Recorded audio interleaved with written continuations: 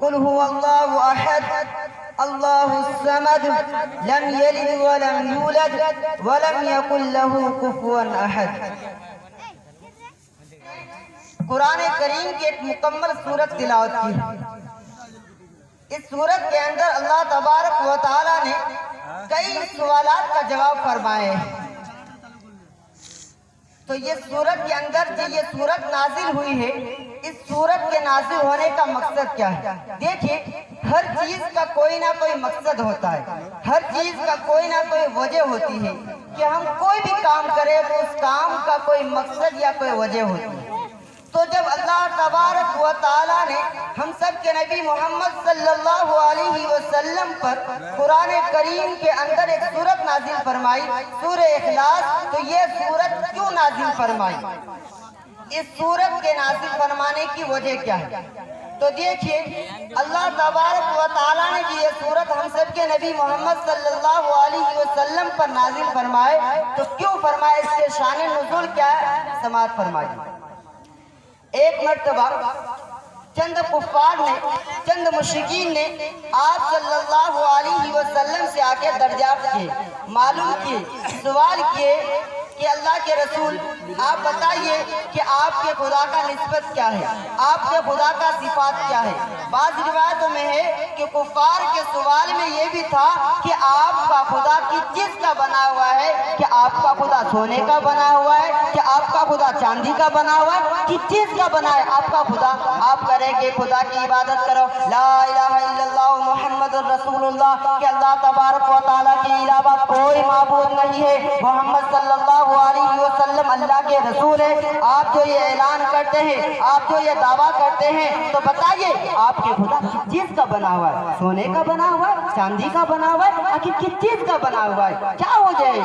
تو اس سورت پر یہ جو سوال کیے تو اس پر اللہ تبارک و تعالیٰ نے یہ سورت نازل کی، سورہ اخلاص، کہ قل هو اللہ احد، آپ کہہ دیجئے ان لوگوں سے جو آپ سے کہہ رہے ہیں آپ کے خدا کی صفت بیان کیجئے، آپ کے خدا کی نسبت بیان کیجئے، آپ کا خدا کس چیز کا بنا ہوا ہے؟ آپ کا خدا کون ہے؟ تو اللہ تعالیٰ خود فرما دیا، قل هو اللہ احد، آپ کہہ دیجئے ان لوگوں سے جو آپ سے سوال کر رہے ہیں، جو آپ سے معلوم کر رہے ہیں، کہہ دیجئے وہ یعنی اللہ ایک ہے، قل هو اللہ احد، اللہ ایک ہے۔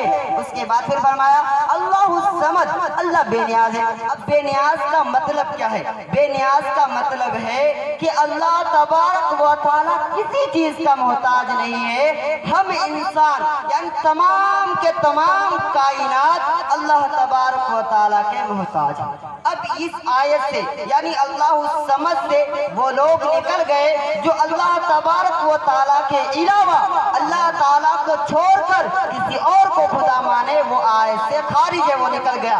اللہ تبارک و تعالیٰ کے علاوہ اگر وہ کسی سے مدد طلب کرتا ہے تو اس آیت سے وہ نکل گیا، ان کی رد ہے۔ تو میرے محترم بھائی دوستو، اللہ الصمد، اللہ بے نیاز ہے، اللہ کسی بھی چیز کا محتاج نہیں ہے۔ تمام کائنات کے ذرے ذرے ہر چیز اللہ تبارک و تعالیٰ کے حکم کا محتاج ہے، یہ فرما دیا۔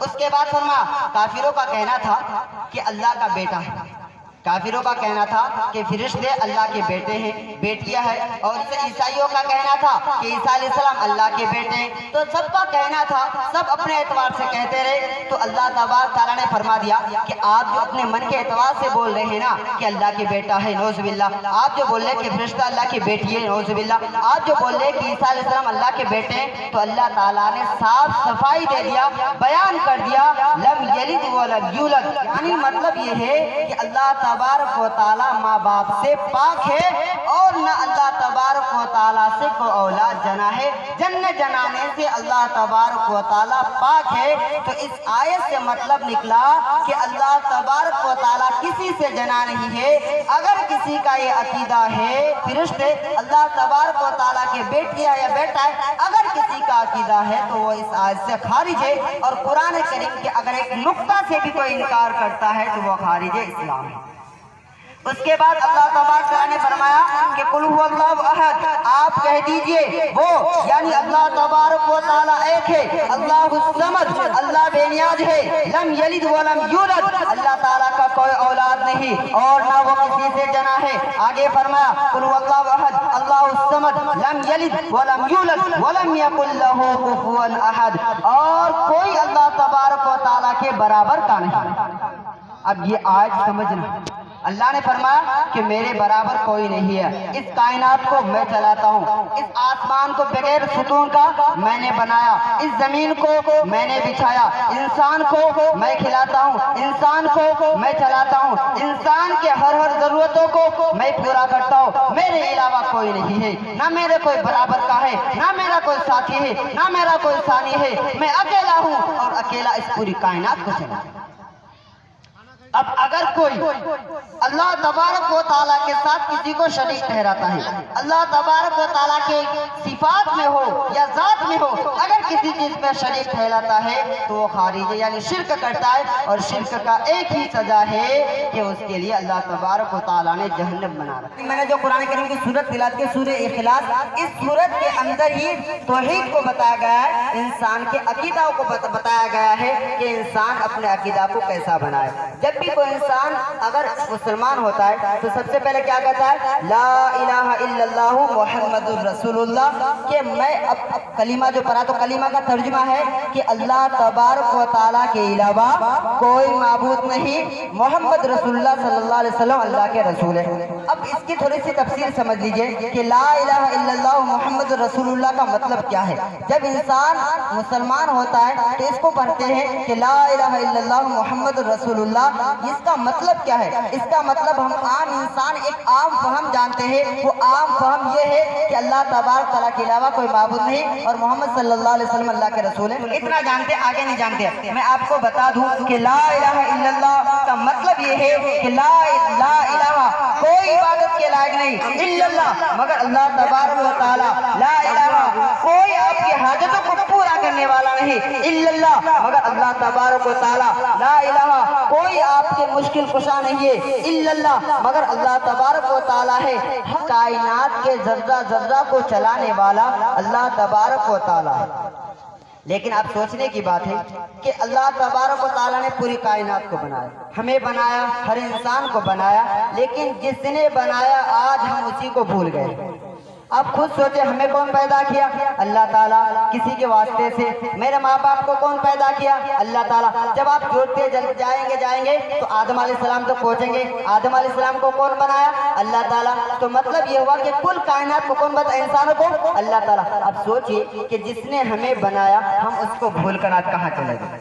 ہمیں کون پیدا کیا؟ اللہ تعالیٰ نے، اور ہم اللہ تعالیٰ کو بھول کر کسی اور کی طرف خدا سے مانگنی چاہیے، لیکن جس کو اللہ نے پیدا کیا آج ہم اس کو خدا مان بیٹھے۔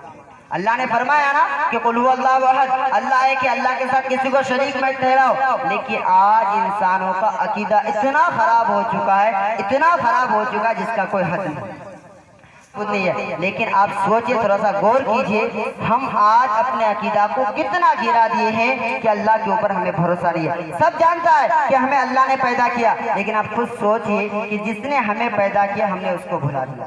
اللہ تبارک و تعالیٰ کے حکم سے پوری کائنات چلتے ہیں، جس کے حکم سے چلتا ہے ہم نے اس کو بھلا دیا اور ہم اس کے پیچھے لگے ہیں جس کو اللہ نے پیدا کیا۔ دیکھو دولت کس نے بنا؟